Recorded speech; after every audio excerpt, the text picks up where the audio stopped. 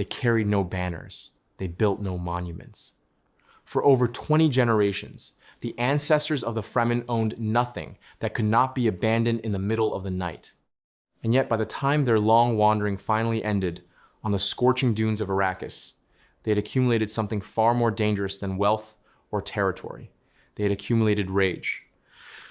A cold, patient, sacred rage buried so deep inside their rituals and their prayers and their collective memory that even they had forgotten where the anger ended and the faith began.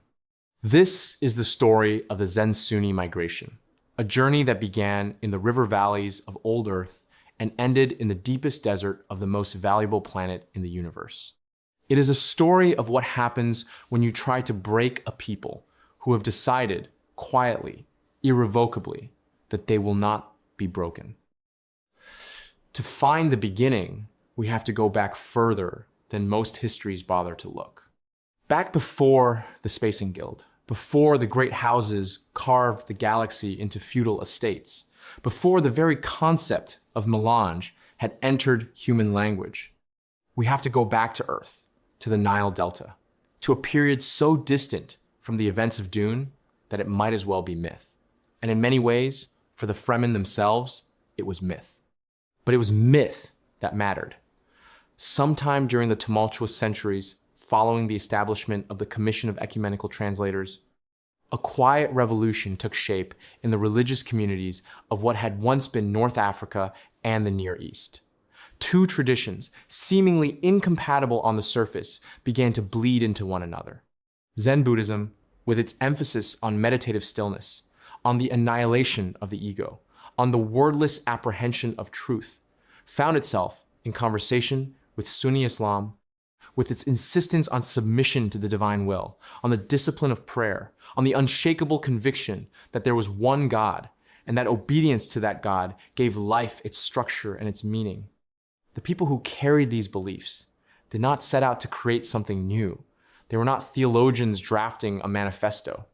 They were ordinary people, displaced by war, by famine, by the early tides of space colonization, and in their displacement, they did what human beings have always done when the old answers stop working.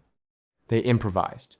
The result was the third way, though the people who lived it never called it that. It had no official name in those early centuries. It was simply how they prayed. You knelt and you submitted and you also emptied yourself. You surrendered to God and you also dissolved the boundary between yourself and the universe. It was paradoxical, and the established religions of the time despised it for exactly that reason. How do you submit to a God and simultaneously teach that the self who submits is an illusion? How do you maintain the rigorous discipline of daily prayer while also insisting that language itself is a veil over truth? These were not just philosophical puzzles. They were accusations. They were grounds for persecution. And the persecution came early. The Zensunni were not warriors, not yet. In these first centuries, they were contemplatives, farmers, artisans. They wanted only to be left alone with their strange hybrid faith. But the galaxy was not interested in leaving anyone alone. The great powers of the early Imperium viewed the Zensunni with suspicion not because their beliefs were dangerous, but because their beliefs made them difficult to control. A people who practiced inner stillness were a people who did not panic easily. A people who believed in submission to the divine were a people who did not submit easily to the merely human. This combination, this calm defiance, made every petty ruler and every ambitious Landsraad family nervous. And nervous rulers do predictable things. The Zensunni were pushed out. Not in a single dramatic exile, but in waves, in quiet expulsions, in the slow, bureaucratic machinery of forced resettlement that empires have always used to deal with inconvenient populations. They left Earth not as conquerors or explorers, but as refugees, packed into the cargo holds of ships that were never designed for human comfort, carrying nothing but their children, their prayers, and the collective memory of a homeland they would never see again. Now, to understand what happened next, we need to appreciate the sheer scale of what followed. The Zensunni migration was not a single journey from one point to another. It was a centuries-long odyssey across multiple star systems, and at every stop, the pattern repeated itself with crushing predictability. Arrival, settlement, a brief window of fragile peace. Then, exploitation, enslavement, and eventually, flight. The planet Poritrin was one of the earliest and most consequential stops. The Zensunni arrived there as laborers, technically free but economically trapped, working the vast agricultural estates of the noble families who controlled the planet's resources. Within 2 generations, that technical freedom had evaporated entirely. They were slaves. Not metaphorical slaves, not wage slaves, not indentured servants trapped in a gray legal zone. They were property. Their children were property. The faith that sustained them, the blended practice of meditation and prayer that had already survived one displacement, was now practiced in secret, in whispered gatherings, after the work shifts ended, in the coded language of songs that sounded harmless to their overseers, but carried the weight of an entire theology. Poritrin is significant for another reason. It was here, during the time of the Butlerian Jihad, that the Zensunni experienced something that would permanently alter their character. They witnessed, and in some cases participated in, the great human uprising against thinking machines. The rebellion against the machine overlords and their human collaborators was a galaxy-wide cataclysm, but for the Zensunni slaves on Poritrin, it was also an opportunity. The chaos of the jihad created cracks in the system that held them captive. Some escaped, some fought. And those who survived carried with them a new understanding, a terrible education in what violence could accomplish when every other option had been exhausted. Before Poritrin, the Zensunni had endured persecution with a kind of spiritual patience, absorbing suffering the way their Zen ancestors absorbed the pain of a long meditation. After Poritrin, patience remained, but it had a harder edge. The stillness was no longer only contemplative, it was also tactical. From Poritrin, the scattered Zensunni groups moved on. Some traveled to Bela Tegeus, a harsh world where the environment itself seemed determined to finish what their human oppressors had started. Bela Tegeus was not the desert that Arrakis would later be, but it was unforgiving in its own way, a planet of thin atmosphere and brutal temperature swings where agriculture was a daily negotiation with death. Here, the Zensunni learned something new. They learned that a hostile planet could be both a prison and a fortress.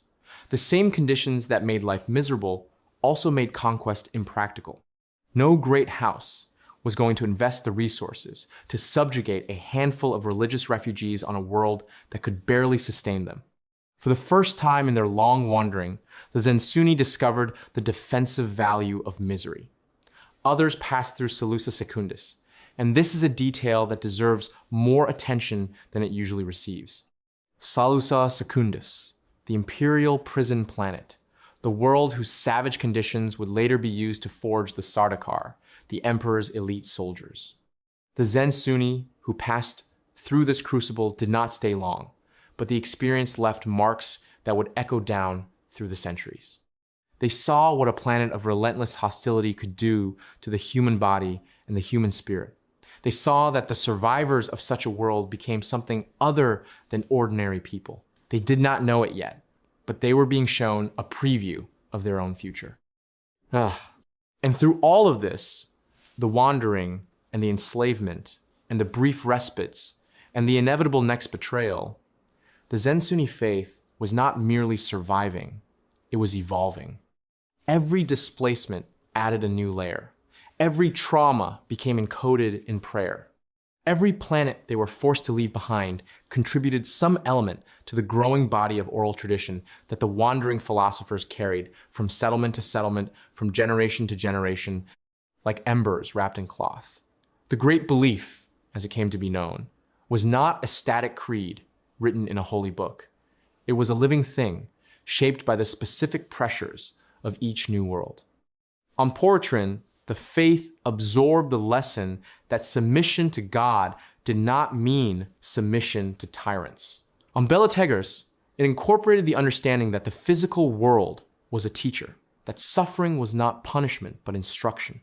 On Salusa Secundus, it took on a harder, more martial quality, the conviction that endurance itself was a form of worship. The wandering philosophers, men and women who served as the living repositories of Zensunni tradition, traveled between the scattered communities, carrying stories and prayers and legal rulings in their memories. They had no libraries. They had no temples. They had only their voices and their extraordinary discipline of recollection. In a universe that had violently rejected thinking machines, the Zensunni had turned themselves into something remarkable. They had become the machines they were permitted to be. Their minds were their databases. Their oral traditions were their archives. Every elder who died without passing on their knowledge was a library burned, and they knew it, and so the transmission of memory became the most sacred act in their culture. It was during this long middle period of the migration, the centuries of drifting between worlds, that the messianic thread first appeared in Zensunni thought. The idea was simple and it was ancient. Somewhere, sometime, a figure would arise who would lead them out of their perpetual exile. The details varied from community to community. Some imagined a warrior, some imagined a prophet. Some imagined a figure who was both a leader who would combine the inner stillness of Zen mastery with the outward authority of a divinely guided commander. This was not yet the Lisan al-Ghaib, that name came later. But the shape of the idea, the emotional architecture of the prophecy, was already being constructed, beam by beam, in the oral traditions of the wandering philosophers. What makes this messianic thread so fascinating is that it emerged not from hope, but from exhaustion. The Zensunni did not dream of a savior because they were optimists. They dreamed of a savior because they had tried everything else. They had tried patience. They had tried flight. They had tried hiding on worlds so brutal that no one else wanted them. None of it had worked. And so the idea of deliverance took root not as naive faith, but as a survival mechanism. The one belief that could not be disproven because it always pointed forward, always to a future that had not yet arrived. The Bene Gesserit would later exploit this tendency with the Missionaria Protectiva, seeding specific prophetic narratives among the Zensunni and other marginalized peoples across the Imperium. But it is important to understand that the Bene Gesserit did not create the messianic impulse from nothing. They found fertile ground that centuries of suffering had already prepared. They were gardeners planting in soil that the Zensunni had watered with their own tears. And then came Arrakis. The details of the final migration to the desert planet are fragmentary, which is itself significant. The Zensunni did not arrive on Arrakis with trumpets and ceremonies. They arrived the way they had arrived everywhere, quietly, desperately, as people running out of options. The planet had no appeal to the great powers of the time. It was a wasteland, a ball of sand and rock with no apparent resources worth exploiting. The spice had not yet been discovered, or if it had, its significance was not yet understood. Arrakis was, in the cold calculus of imperial real estate, worthless, which made it perfect. The Zensunni who landed on that burning sand carried with them the accumulated wisdom of 20 generations of flight. They knew how to survive on little. They knew how to build communities in secret. They knew how to turn hostile environments into shields. But Arrakis presented them with a challenge unlike anything they had faced before. This was not a planet that was merely difficult. This was a planet that was actively trying to kill them every single day in every conceivable way. The heat alone was staggering. Surface temperatures that could cook exposed flesh in minutes.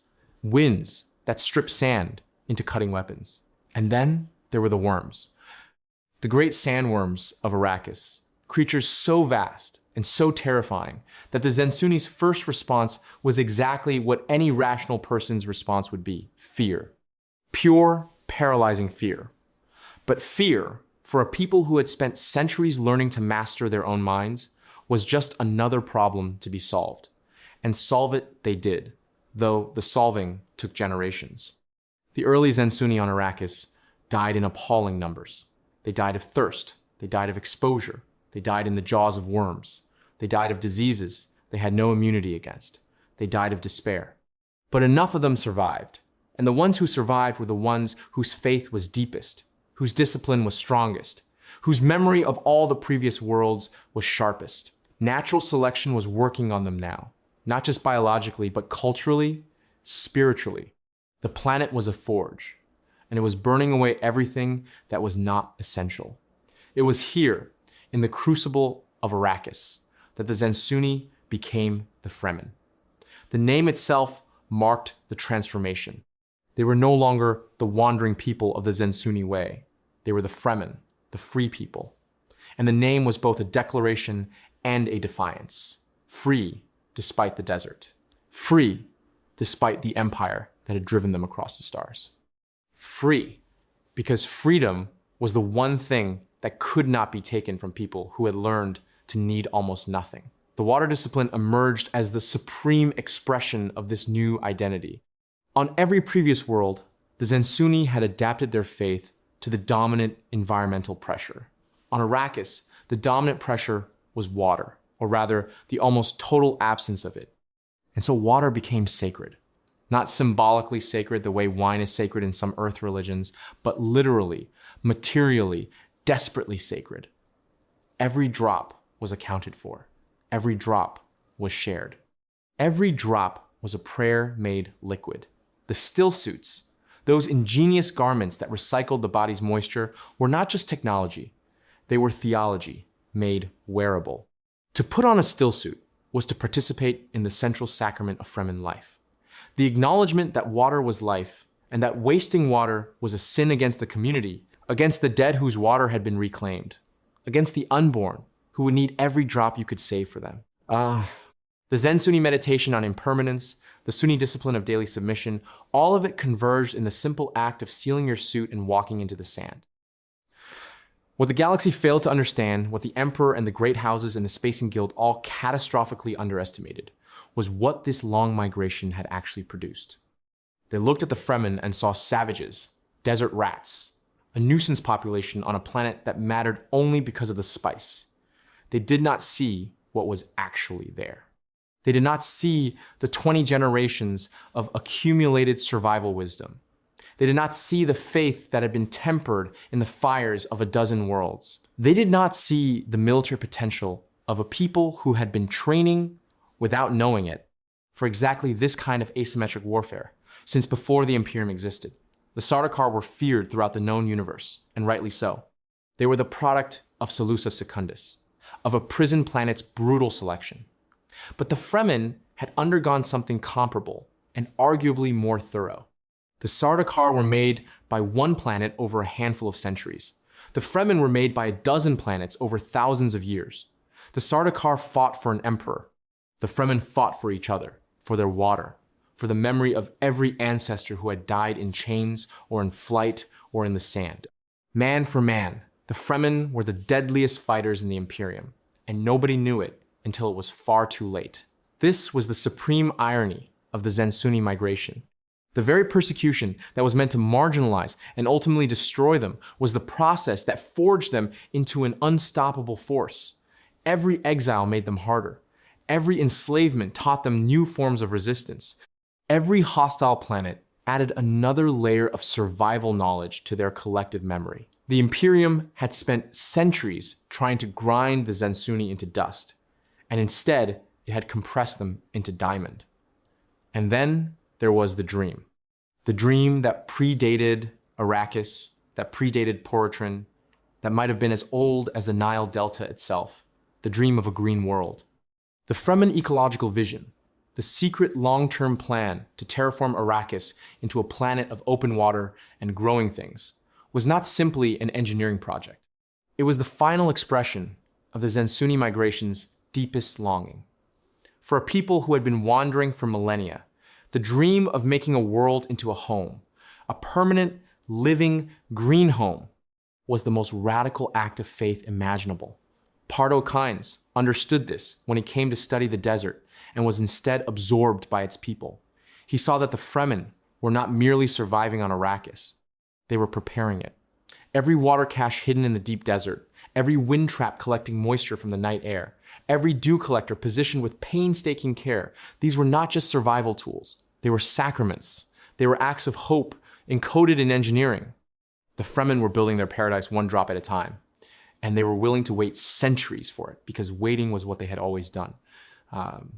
This is what Paul Atreides walked into when he stumbled out of the desert and into the sieges of the Fremen. He arrived carrying the manufactured prophecy of the Missionaria Protectiva, the carefully seeded legend of the Lisan al-Gaib, the voice from the outer world. But the reason that prophecy found purchase, the reason the Fremen were ready to believe, was not because the Bene Gesserit were clever. It was because the Zensunni had been waiting for someone like Paul for longer than the Bene Gesserit had existed as an order. The hunger for a Messiah was not planted by the sisterhood. It grew organically from the soil of centuries of suffering, and the Bene Gesserit merely shaped a plant that was already reaching for the light. Paul's tragedy, the tragedy that Frank Herbert spent 6 novels exploring, was that he understood this. He understood that he was riding a wave he could not control, a wave of accumulated faith and fury that had been building since before recorded history. The Fremen did not follow Paul because he was the Kwisatz Haderach. They followed him because he was the answer to a question their ancestors had been asking in every prayer, on every planet, in every slave pit, and every refugee camp, and every secret gathering for thousands upon thousands of years. When is the suffering going to mean something? And perhaps that is the most unsettling truth about the Zensunni migration. It did mean something, but not what the Fremen hoped. Paul led them to victory, and that victory unleashed a jihad that killed billions across the known universe. The most persecuted people in human history became, under their Messiah's banner, the most devastating, conquering force the galaxy had ever seen. The rage that had been accumulating for millennia, the rage that had been sublimated into prayer and discipline and water rituals and the patient dream of a green world, finally found its outlet. And it was terrible. Herbert understood, perhaps better than any science fiction writer before or since, that the story of an oppressed people is not a simple story. It does not end neatly with liberation and justice. The pressures that forge an unbreakable spirit also forge an uncontrollable one. The Zensunni did not travel across the stars and suffer on a dozen worlds and transform themselves into the Fremen so that they could remain peaceful contemplatives. The migration made them into weapons. Beautiful, tragic, holy weapons who genuinely believed they were fulfilling God's plan when they burned the galaxy to the ground. There is a moment in the appendices of the original novel where Herbert describes the Orange Catholic Bible's commentary on the Zensunni Wanderers. It speaks of them with a kind of reverent pity, acknowledging their suffering, but also hinting at the violence that suffering would eventually produce. It is the voice of a historian who already knows how the story ends, who can see the seeds of the jihad in the first Zensunni prayer circle on the banks of the Nile. And maybe that is where we should leave them. Not on Arrakis, not in the Sieches, not riding the great worms across the open desert, but back at the beginning. Back in the Nile Valley, where a group of people who had lost everything decided to fuse 2 faiths into